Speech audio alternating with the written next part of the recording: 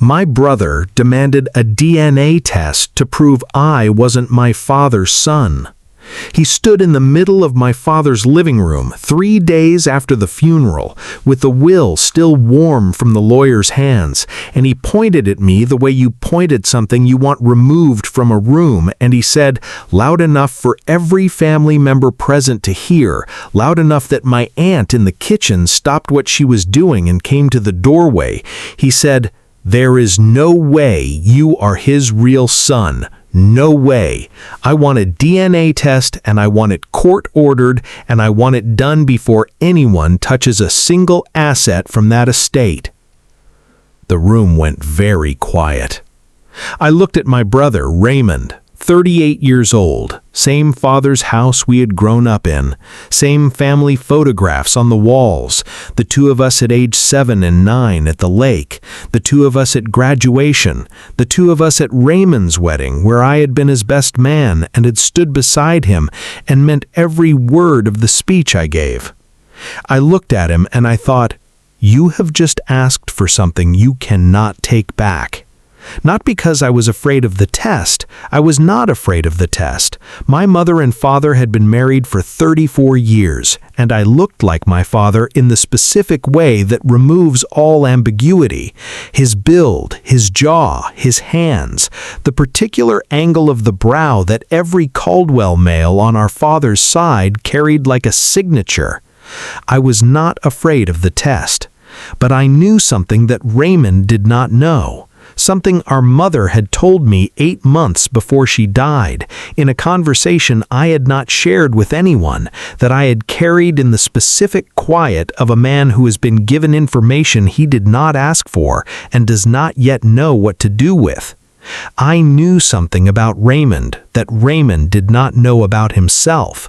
And he had just demanded in front of our entire family in a lawyer's office that we open the one door behind which that something was waiting. I said, "Fine, court order it. I'll take the test." Raymond smiled, the kind of smile a man produces when he believes he has already won. 3 weeks later, we were all in the lawyer's office, the whole family, our aunts, our uncles, 3 cousins who had driven in from out of state because word traveled the way word travels in families, which is completely and with embellishment. Raymond was on one side of the conference table with his wife and his attorney. I was on the other side with mine. The lawyer opened the envelope. He read the first line. He looked up at Raymond and he said, "Well, this is awkward. My name is David Caldwell, and if you are listening to this right now, stay with me, because what happened in that conference room was not just the result of a DNA test. It was the end of a story that had been building for 38 years inside a family that looked from every angle anyone had been permitted to observe completely normal. And before I go any further, drop a comment right now and tell me where in the world you are watching this from, because this story does not happen in one place. It happens everywhere that inheritance brings out what was always underneath. Everywhere that money shows a family who it actually is when the performance is no longer required. Everywhere a brother looks at his brother and decides that love is conditional on getting what he thinks he deserves. Tell me where you are. I read every single one. And if this is your first time on this channel, subscribe, because the stories I tell here are real, and they are the kind that stay with you. Hit that subscribe button and stay with me tonight.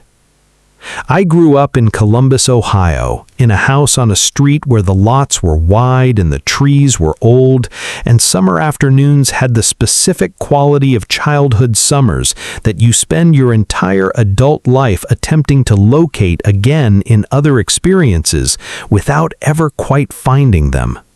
My father, Charles Caldwell, was an architect, not the kind who designs glass towers downtown, the kind who designs the spaces people actually live in, schools, community centers, residential homes. He had a gift for understanding how a space felt from the inside, how the light moved through it, what a room communicated to the person sitting in it. He believed that the buildings we inhabit shape us as much as we shape them, and he took that seriously in a way that made everything he designed feel intentional. He was a precise man, methodical. He kept records of everything, every project, every decision, every financial document organized in a filing system that our mother joked was more reliable than any bank. He was not cold, he was warm in the way of men who show love through attention, through remembering things, through showing up, through the consistency of a presence that did not announce itself because it did not need to. He was my father in every sense of the word, biological, as the test confirmed, but long before the test, he was my father in the sense that matters more than biology, which is the daily choice to be present, to show up, to pay attention. My mother, Elaine, was a pediatric nurse. She had the particular quality that the best nurses have, a deep, practiced calm that communicated itself to frightened people without performance, that said, "I am here, and I have seen worse, and you are going to be okay," in a way that people believed because she meant it every time she said it. She died of a stroke 2 years before my father. Sudden, no warning, no prolonged illness, no window for preparation. She was there on a Thursday, and she was not there on a Friday, and the absence of her was so complete and so immediate that it felt like a removal rather than a departure. She told me things in the weeks before she died that I did not know she was going to tell me. We had been spending more time together. My father's health was declining by then, and I was coming home more often, staying longer. And in the evenings, after he had gone to bed, she and I would sit in the kitchen with tea, and she would talk. She told me the truth about Raymond on a Tuesday evening in October. I will tell you what she told me when we get there, because the order matters. The whole story needs to be in the room before that Tuesday evening makes sense. Raymond, the portrait of a brother. Raymond Charles Caldwell was 18 months older than me. He was, and I need to say this with the honesty the story requires, he was the louder one, the one who took up more space in a room, who told the bigger stories, who laughed harder and argued harder and wanted more visibly. He was also, for the majority of our childhood and young adulthood, my brother in the complete sense. We fought the way brothers fight, with the specific intensity of people who know exactly where the other person's soft spots are, and occasionally, in the heat of it, choose to use that knowledge. And we recovered the way brothers recover, without much ceremony, without formal apology, with the silent resumption of normalcy that is its own kind of forgiveness. I was best man at his wedding. I stood beside him, and I meant it. Whatever complications existed between us, and they existed, they always had, they were the ordinary complications of two men who had grown up in the same house and developed into different people. The complications became less ordinary when my father's health began to fail. My father had been diagnosed with early-stage Parkinson's in the year after my mother died. The disease progressed more slowly than some cases and faster than we hoped. By the time he was in the last year of his life, the architectural practice had been wound down, his driving had stopped, and the daily management of his affairs had become something that required consistent attention. I stepped into that.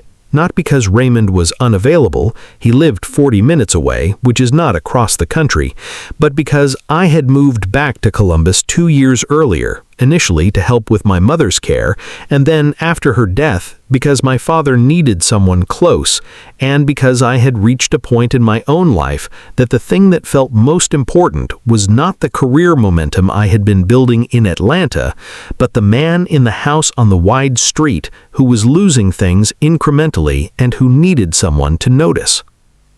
I noticed. I was there.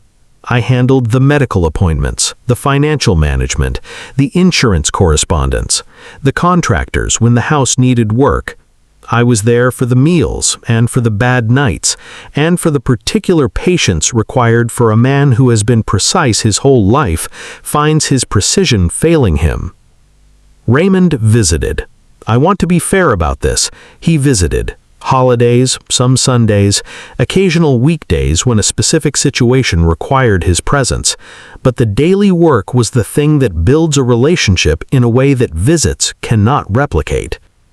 My father knew what I was doing. He never made it a point of comparison between us. Charles Caldwell was not that kind of man, but he knew. And when he rewrote his will in the final year of his life, what he wrote reflected what he knew. My father left me the family business, not the architectural practice which had been wound down, the business he had built before the practice, a small real estate holding company that he had started in his 30s and that had, through 30 years of the same methodical, intentional management he brought to everything, grown into a portfolio of commercial properties in Columbus and its surrounding areas that represented the primary asset of his estate. Caldwell Property Holdings, 14 properties, managed carefully, refinanced strategically, maintained to a standard that kept vacancies low and tenant relationships long. It was not a flashy business. It was the kind of business that a precise, methodical man builds when he understands that the long game is the only game worth playing. He left me the business and left Raymond a cash inheritance from the liquid assets of the estate, a significant amount, enough that by any reasonable measure, Raymond had been treated generously. The family home was to be sold and the proceeds split equally. Personal property was divided in specific detail, with care and evident thought. The will was read 3 days after the funeral. Raymond, his wife Sandra, and his attorney sat on one side of the conference room. I sat on the other with the firm's estate attorney, Mr. Lawrence Osai, who had managed my father's affairs for 15 years and who read the document with the measured clarity of a man who had done this many times and understood that the room often contained people who were hearing things they did not expect. Raymond heard things he did not expect. He heard the business was mine. And the man who had laughed at my best man speech, who had called me his brother in a room full of people who loved him, that man looked across the table at me with something in his face that I had seen before in our lives, but never at this magnitude, never with this weight. He said, "This is wrong." Mr. Osai said, "The will is—" "I don't care what the will says," Raymond said. His voice was rising. "This is not right. My father would not have done this if he had been thinking clearly. He wasn't competent. He wasn't himself at the end." Mr. Osai said calmly, "Your father had 2 separate mental competency evaluations in the past 18 months, conducted by independent physicians, both of which confirmed his full legal competence. The will is valid." Raymond stood up. "Then there is something else going on," he said, "because there is no way my father chose him over me like this unless something influenced him, unless someone was working on him." He pointed at me. "And I want to know why he looks less like our father than I do," Raymond said.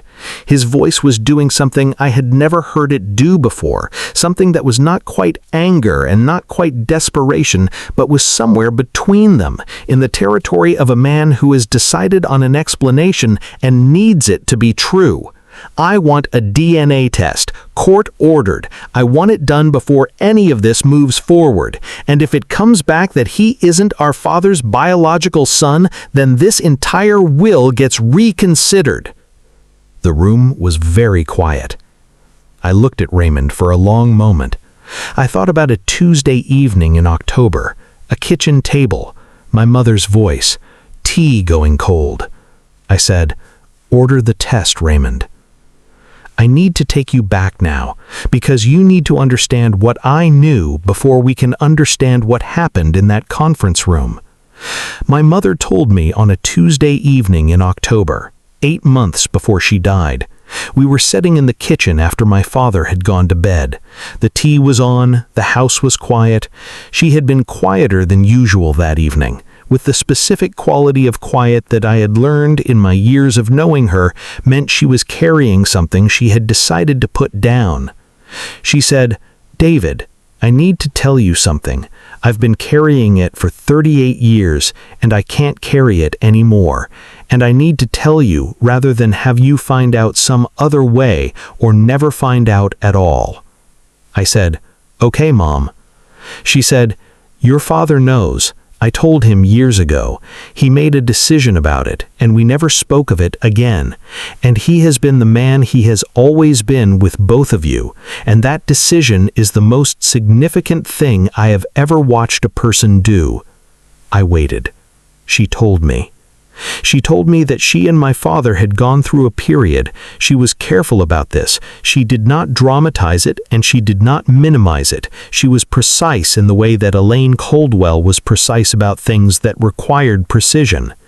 A period in the second year of their marriage when things had been difficult between them.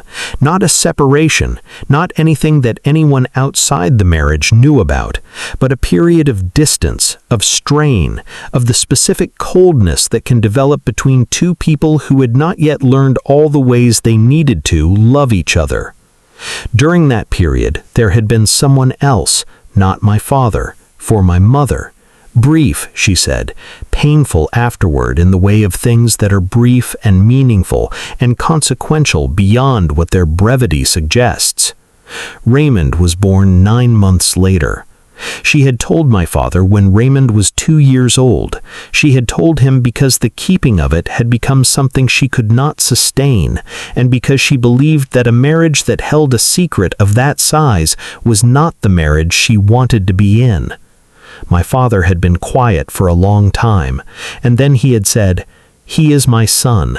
That is my decision, and it is final." And it had been final. Raymond had never been told. The man whose biological father was someone other than Charles Caldwell had grown up as Charles Caldwell's son in every way that the word son meant in their household. My father had not loved him differently, had not treated him differently, had not allowed the knowledge to become a wedge in what he had decided was a complete and permanent fatherhood. My mother said, "I think Raymond should know when the time is right. I think he deserves the truth about where he comes from, but I couldn't tell him without telling you first, because you're the other person in this, and you have a right to know what you might be part of." I held her hand across the kitchen table. I said, "Who knows about this?" "Your father, me, now you, no one else." "The man?" "She moved away years ago. He doesn't know about Raymond. He never knew." I sat with that for a long time. "Mom," I said finally, "did Dad ever treat Raymond differently because of this, in any way?" She was quiet for a moment. "No," she said. "That's the thing. That's what I need you to understand about your father. He made a decision, and he kept it completely for 36 years. I thought about my father, about the man who designed spaces that made people feel held, who believed that what a room communicated shaped the person inside it, who built a home for his family with the same intentionality he brought to every structure, knowing what he was building on and choosing to build it anyway." "Does Raymond know any of this?" I said. "No," she said. "He has no idea." She died 8 months later without telling him. I carried it alone. And then Raymond stood in a conference room and demanded a DNA test, and the door he had demanded we open was the door behind which everything was waiting. The 3 weeks between the demand and the results. I want to tell you what those 3 weeks were like because the story requires it. Raymond filed the legal motion through his attorney. My attorney did not contest it. We submitted to the testing on the same day at a certified lab with the samples collected in the presence of the attorneys. It was procedural and cold and had none of the emotional weight of what it actually was, which is the thing that legal procedures always do. They process profound human events through a machinery designed for precision rather than feeling. I did not tell Raymond what I knew. I thought about it, long and seriously, in the evenings of those 3 weeks, in my father's house where I was still managing the estate, I thought about whether I owed him a warning, whether the merciful thing was to pull him aside before the results arrived and tell him what my mother had told me and give him the chance to absorb it privately rather than publicly. I called my attorney and asked her the question directly, not as a legal question, but as a human one. Was I obligated to tell Raymond what I knew before the results were read? She was quiet for a moment. Then she said, "David, you are not obligated. The information is your mother's, transmitted to you in confidence. Raymond chose this process. He chose the public venue. He chose to do it in front of your entire family. Whatever the results show, the staging of this was his decision." "That's not quite what I asked," I said. "I know," she said. "The human answer is the same as the legal one, I think. You did not create this situation. You can only decide how you move through it." I thought about my father, about what it had cost him to know something and choose to build on it anyway, about the decision he had made at age 32 or 33, sitting with information that would have given him every justification for a different kind of life, and deciding instead, "He is my son. That is my decision, and it is final." My father had carried it for 36 years. I could carry it for 3 weeks. I did not tell Raymond. The family, when assembled, was significant. My father's 2 sisters had driven in, 3 cousins. Raymond's wife, Sandra, who had been told by Raymond that this was a formality, that the test would confirm what Raymond knew, that they would be walking out of that conference room with grounds to contest the will. Her expression when I arrived was the expression of a woman who has been told they are going to win and is already planning the celebration. My attorney, Dr. Angela Marsh, sat beside me. She had the composed neutrality of a litigator who has been in many rooms where results were read and has learned to keep her face still. Raymond sat across the table with the specific posture of a man who is performing certainty. I had known that posture my whole life. Raymond, when he was not certain, performed certainty as a substitute. It was the thing that had made him effective in professional settings and difficult in personal ones. Mr. Osai, who had agreed to officiate the reading of the results in his capacity as a state attorney, stood at the head of the table with the sealed laboratory envelope. He said, "Before I open this, I want to note for the record that the results were received directly from the certified laboratory, unopened, and have been in the custody of this office since their arrival. The chain of custody is documented." Raymond's attorney nodded. My attorney nodded. Mr. Osai opened the envelope. He removed the document. He read it. His face did something I watched with the attention of a man who has been waiting for 3 weeks for a signal. His face did not remain neutral. It did a thing that faces do when they receive information that is both significant and unexpected, a brief involuntary rearrangement that was there for only a second before professional composure returned. He looked up. He looked at Raymond. He said, "Well, this is awkward." The room did not move. He said, "The results confirm that David Caldwell is the biological son of Charles Caldwell." I heard Sandra make a sound.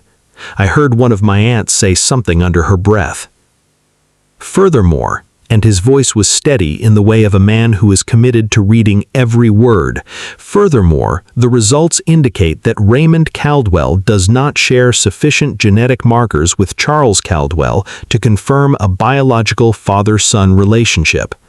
Raymond's attorney leaned forward. "What?" "The results are unambiguous," Mr. Osai said. He set the document on the table. Raymond Caldwell is not the biological son of Charles Caldwell. Raymond did not move. He sat in his chair with the specific stillness of a person whose world has just been reorganized around an axis they did not know existed. The certainty he had been performing for 3 weeks, the performance was gone. What was underneath it was something I had never seen on my brother's face before. Something lost. Sandra reached for his hand. He did not respond. He was looking at the document. "That's," he started, stopped. "That's not possible." "The results," his attorney began. "That is not possible," Raymond said again, not angry, something much quieter than angry, something that did not have a name yet because he had not had time to name it. He looked at me, and for the first time in this entire process, in all the weeks of the demand and the legal motion and the performance of certainty, for the first time Raymond looked at me the way he used to look at me when we were boys, without the calculation, without the positioning, just as one person looking at another person and not knowing what to say. I said, "Raymond, I need to tell you some things. Not here, not in front of everyone, but I need to talk to you." He looked at me for a long moment. He nodded. We sat in my car in the parking garage beneath the building, not the most dignified setting for the most significant conversation of our lives, but there was nowhere else. The conference room was full of family. The street was public. The car was ours. Raymond sat in the passenger seat. He had not spoken since we left the conference room. His attorney had tried to approach him. Raymond had walked past it without acknowledging it. Sandra had taken his arm. He had gently removed it. He had followed me to the elevator and into the parking garage and into my car with the specific obedience of a person who has lost the energy required for resistance. I told him everything. I told him what our mother had told me on a Tuesday evening in October. All of it. The period in the second year of their marriage, the brevity of what had happened, her telling our father when Raymond was 2, our father's response. I told him what our father had said. "He is my son. That is my decision, and it is final." I told him what that decision had looked like across 36 years of a man keeping it completely, of our father never treating him differently, of our father making the decision every single day in the ordinary actions of a father, the coaching of Little League and the helping with homework and the driving to college and the sitting at the back of the room at the wedding, and keeping the decision so completely that Raymond had had no idea for 38 years that there was a decision being made. Raymond was quiet for the whole telling. He sat with his hands on his knees and his eyes on the dashboard, and he was quiet in the specific way of someone receiving information at a speed that exceeds the rate at which it can be processed. When he finished, he was quiet for a long time. Then he said, "He knew the whole time." "Yes," I said. "And he never?" "No," I said. "Never." Another long silence. "Why didn't Mom tell me?" "I think she wanted to. I think she was going to. She didn't get the time."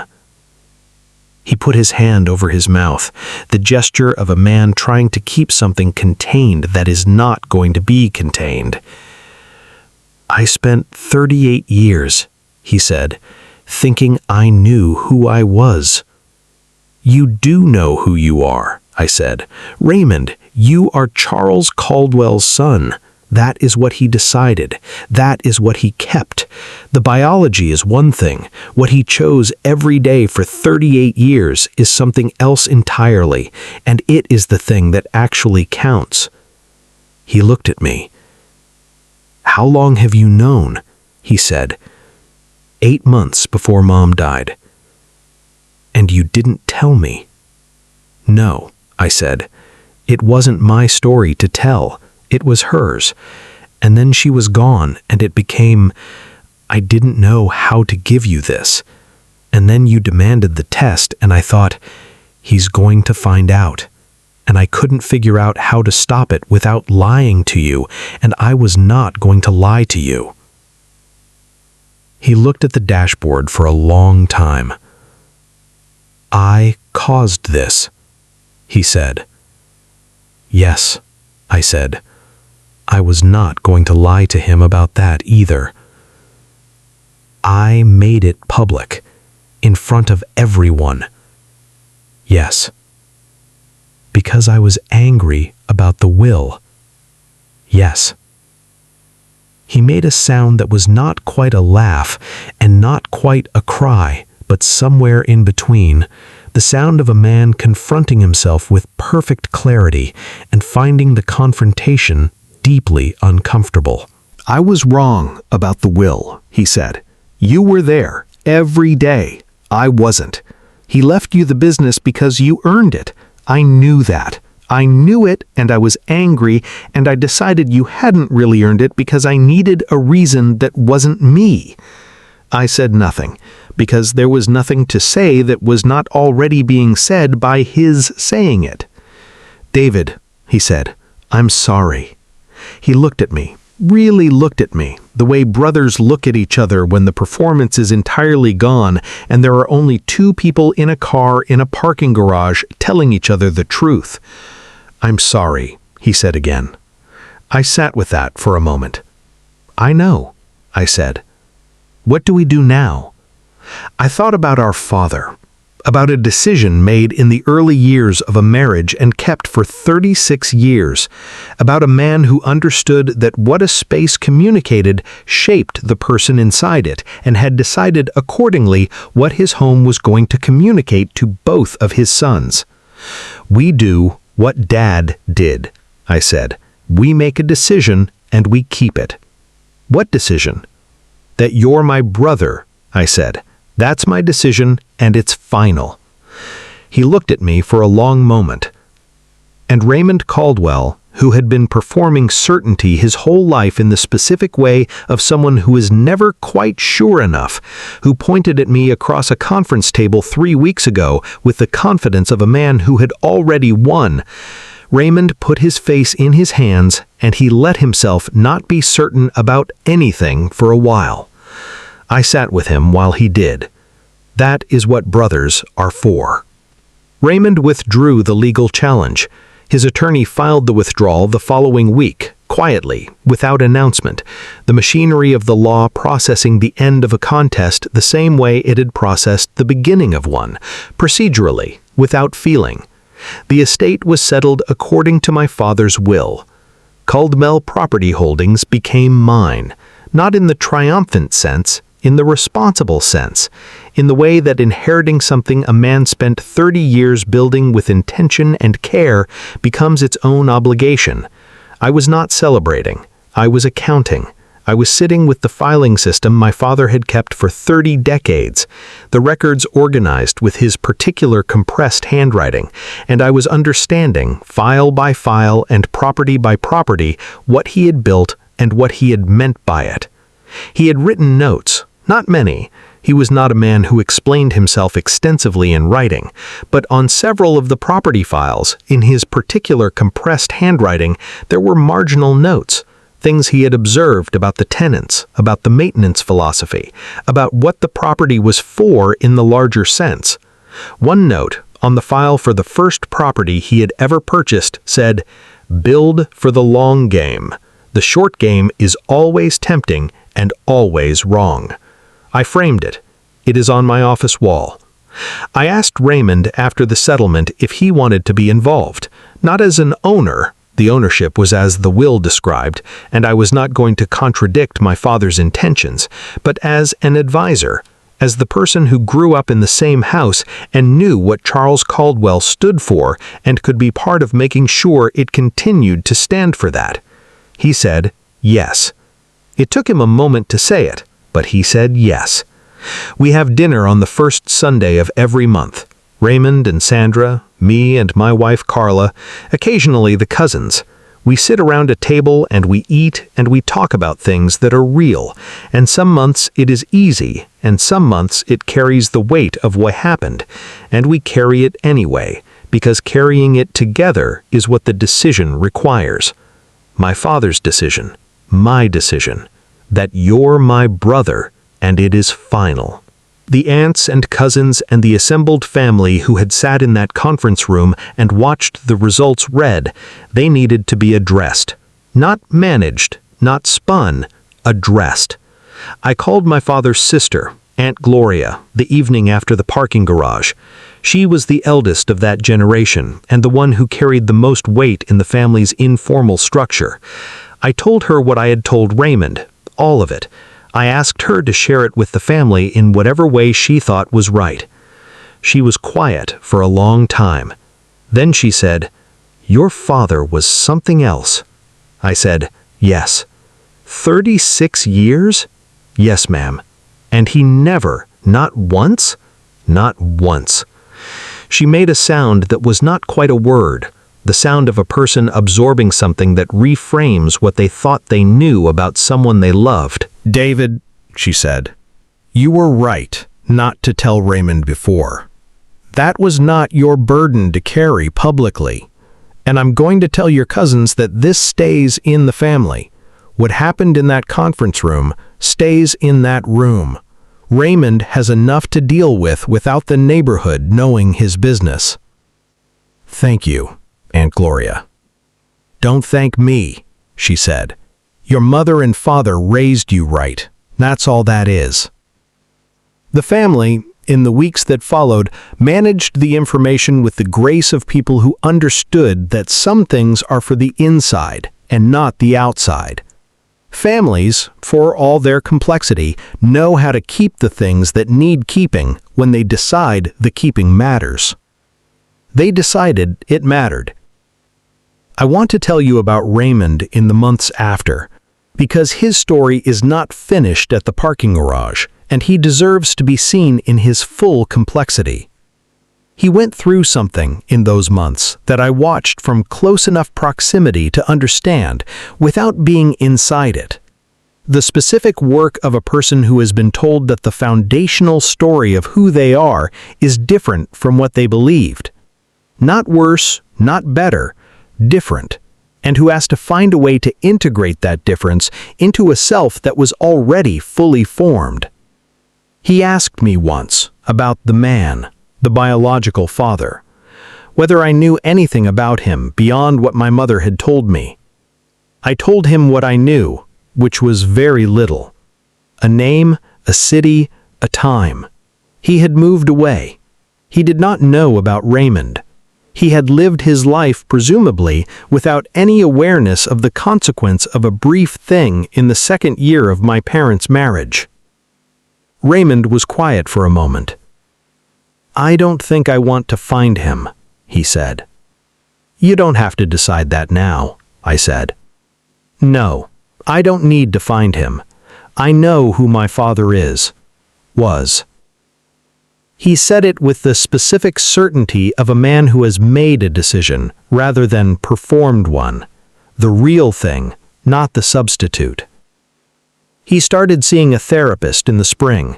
I told him this in the way that men of our generation and background tell each other things they are slightly uncomfortable admitting, sideways, in the middle of another conversation, without making direct eye contact.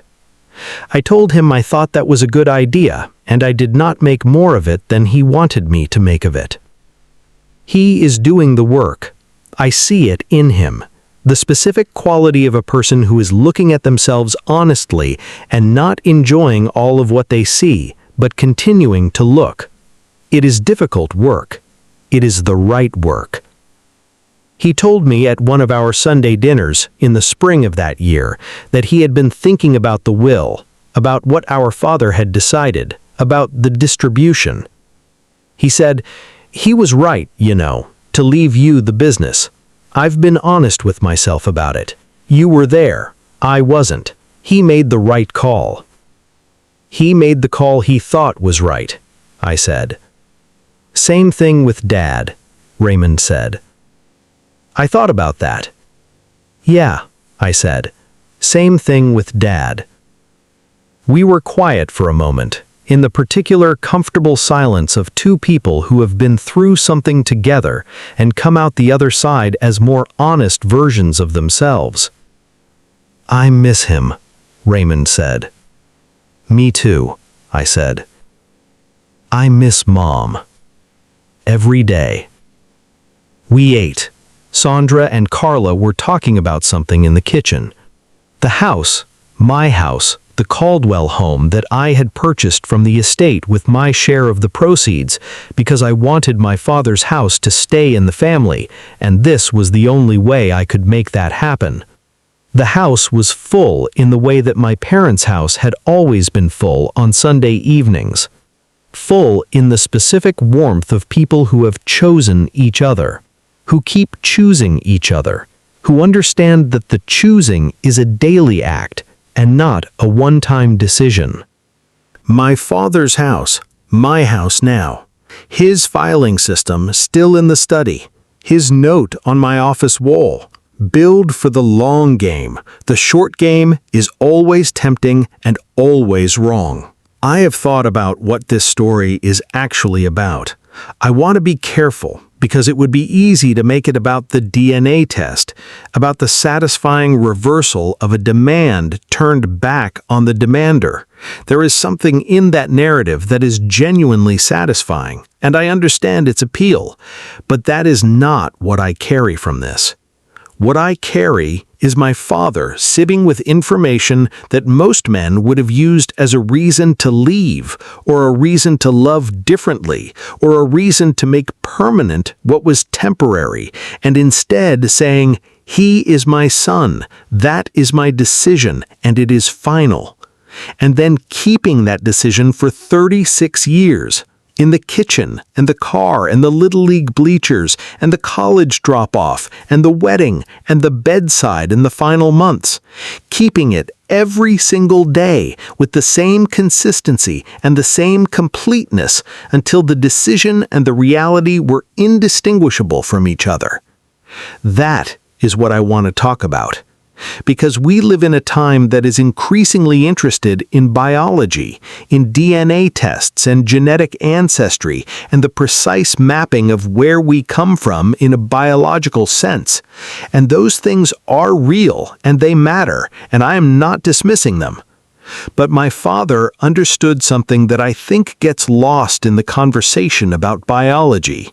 He understood that family is a practice, not a fact. A practice. It is something you do every day with intention in the specific and ordinary actions of a person who has decided that another person is theirs and who keeps deciding it regardless of what the circumstances are that day. Biology is where you start. What you do with where you start is the whole of the question. My father was Raymond's father. Not because of what a test would have shown, because of what he chose every day for 36 years, because of the choosing. And I want to say something to anyone listening who is inside a family conflict right now. Anyone who is in the middle of an inheritance dispute, or a sibling rivalry, or the specific corrosive work of money moving through a family that is not ready for it. Money shows you what was always underneath, not because money changes people. It does not change people. It removes the performance. It takes away the social lubricant and the surface maintenance and the mutually agreed upon fictions that families use to stay comfortable with each other. When the money arrives, the thing that has always been underneath is simply more visible.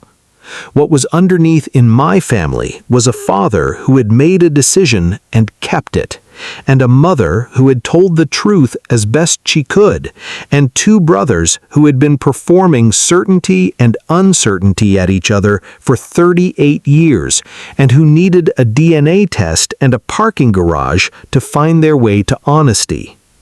The money did not create the situation. The money just made it impossible to keep maintaining the surface. When the surface comes down, and it always comes down, what you have is what you built underneath. My father built something underneath. He built a family on a decision made with full knowledge of the complicated truth. He kept building every day. That is what we have now. Imperfect, complicated, honest in ways we were not always honest before, but ours. There is a filing cabinet in the study of my house, my father's filing cabinet, 31 drawers, labeled in his compressed handwriting, every document in its designated place, property files, insurance records, correspondence organized by year going back to 1979, the architectural records of a career spent designing spaces that made people feel held. I have not reorganized it. I have added to it my own files, my own records, beginning the documentation of the next chapter of what he built. But his system is intact.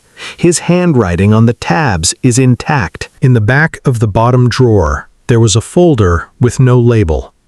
I found it 3 months after I took over the estate, going through everything methodically the way Harold had asked me to. Inside the folder was a single sheet of paper, handwritten, in my father's hand.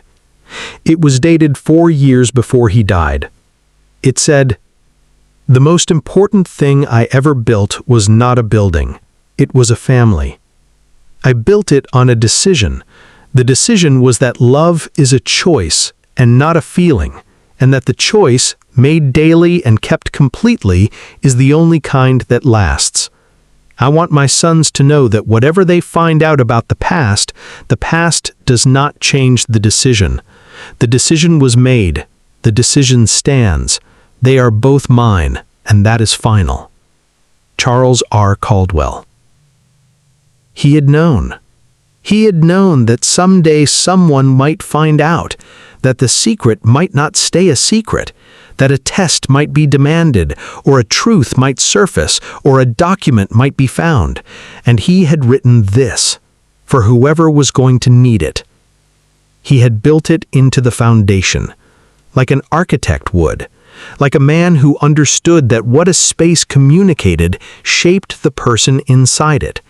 He had built the truth into the structure, load-bearing, so that when everything else was stressed, it was still standing. I made a copy for Raymond. I drove it to his house on a Saturday. I knocked on the door, and when he answered, I handed him the copy without explanation, and I said, "Dad left that. I think he left it for you." Raymond read it standing in his doorway. He read it twice. He looked up at me. He did not say anything, because there was nothing that needed saying. Everything had already been said, by our father, in his compressed handwriting, in the back of an unlabeled folder in the bottom drawer of a filing cabinet. The decision was made. The decision stands. They are both mine, and that is final. My name is David Caldwell. My brother demanded a DNA test to prove I wasn't my father's son. The test showed he wasn't, and my father loved him anyway, every day, for 38 years. That is the story. That is all of it. And the part that matters is not the test. It is the decision. If this story reached something in you today, share it. For everyone who is in the middle of a family that money is tearing apart. For everyone who has been told they don't belong somewhere they have always belonged. For everyone who had a father who chose them every day without announcement and without acknowledgement and without ever needing to be thanked. Share it for them. And if you have not subscribed yet, do it now. Hit that subscribe button. These are the stories that matter, and I tell them here, and I want you to be here for them. Leave a comment. Tell me where you are watching from. Tell me about the decision someone made for you. Tell me about the decision you are making for someone right now. I read every single one. Build for the long game. The short game is always tempting and always wrong. Thank you for being here tonight.